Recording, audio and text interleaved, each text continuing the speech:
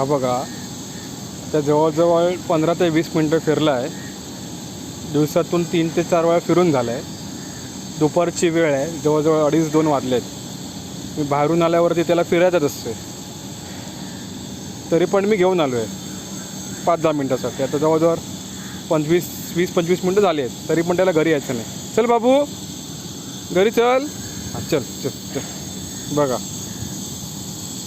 अजून पण त्याला घरी यायचं नाही. चल घरी चल. हां, चल चल चल, नंतर येऊया. चल चल चल, घरी जाऊया ना, असं नाही करायचं.